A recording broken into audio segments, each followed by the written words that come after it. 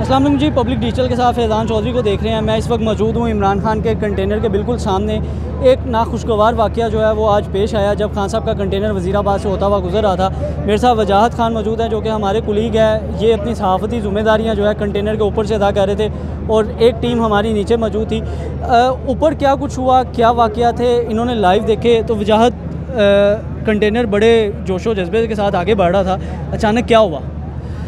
अच्छा फैज़ान, मैं बिल्कुल खान साहब के अकब में खड़ा था।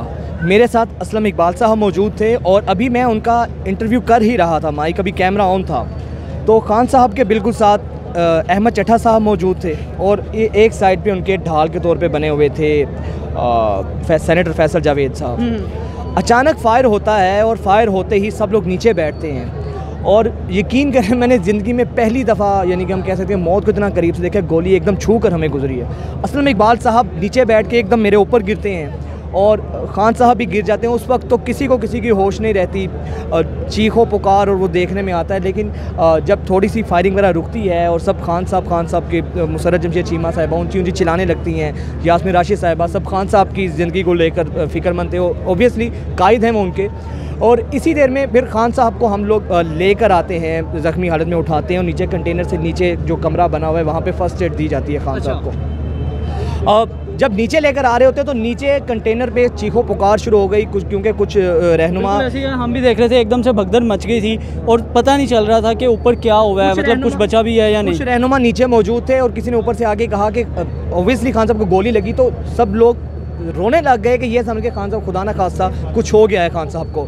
लेकिन जब उनको नीचे लेकर आए, देखा कि खान साहब अपने होशो हवास में कायम थे, लेकिन खान साहब को ये मालूम नहीं था गोली उनको कहाँ लगी है, क्योंकि दोनों टांगों से उनकी खून मुसलसल बह रहा था। और फिर इसी दौरान हमने देखा कि बाकी जो अहमद चट्टा साहब को नीचे आके लेके आया गया। सबसे क्रिटिकल हालत उनकी थी क्योंकि उनको 2-3 गोलियां लगी और एक गोली उनकी नाफ से ऊपर लगी है। उनकी हालत तशवीशनाक है, अल्लाह उनको ज़िंदगी दे।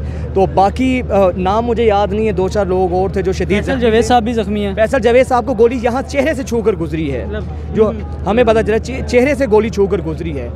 बेशुमार फायर हुए हैं और अल्लाह ने जान बचाई है। और दूसरा जो कहा गया कि जिसने फायर किया था पीछे से किसी ने उसकी गन नीचे की है, वरना बिल्कुल करीब से ये फायरिंग का वाक़या पेश आया। और मुझसे अगर पूछा जाए तो बिल्कुल उस शख्स का टारगेट खान साहब थे, यानी ये कोई इत्तफाक की बात नहीं थी।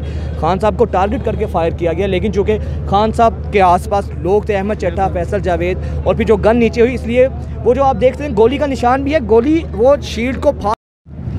जी बिल्कुल, वजाहत ने जो सूरत हाल थी वो बता दी है। इसी के साथ तौसीफ़ भाई हमारे कैमरामैन वो भी ऊपर मौजूद थे। आप उनकी शर्ट भी देख सकते हैं कि काफ़ी खून लग चुका है। तौसीफ़, मैंने आपको देखा, आपकी वीडियोस भी कुछ वायरल हो रही हैं जिसमें जब खान साहब को लेके जा रहे हैं तो आप फ्रंट पे कैमरा रिकॉर्डिंग कर रहे हैं उनकी, तो क्या सूरत हाल, आपने क्या सूरत हाल देखी वहाँ पे? देखिए, जब ब्रश लगा ना, गोलियां चली एकदम से, हमने समझा शायद हवाई फायर जो होता है ना, खुशी में लोग भी कर देते हैं हवाई फायर वगैरह, हमने वो समझा।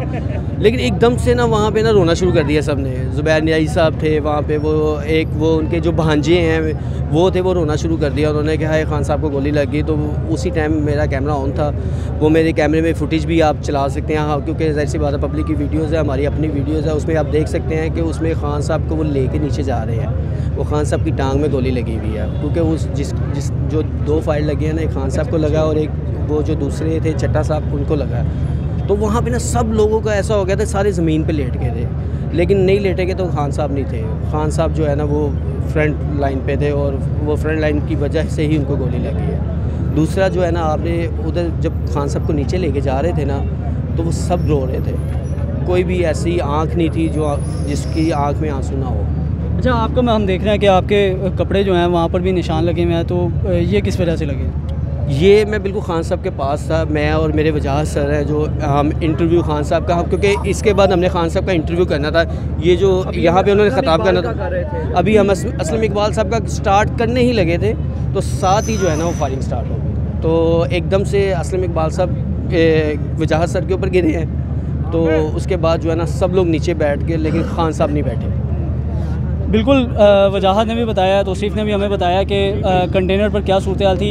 अभी तक की जो सूरत हाल है उसके मुताबिक खान साहब महफूज हैं और यहाँ पर मौजूद कारकुन जो है उनके अगले लाएमल की कॉल का इंतज़ार कर रहे हैं। अच्छा, मुझे दीजिए इजाज़त, मैं वजाहत की एक बात ऐड करता चलूँ आखिर में। अच्छा, मैं ये एक बात ऐड करता जाऊँ कि जब खान साहब को हम नीचे लेकर आए हैं, जब फ़र्स्ट एड दी गई खान साहब को गोलियां लगने के बावजूद हमने देखा उनका हौसला इतना बुलंद था कि उन्होंने बाहर निकलकर बाकायदा एक टांग पर खड़े होकर सहारे के साथ कारकुनान का जो है उनको तसल्ली और दिलासा दिया कि मैं महफूज हूँ।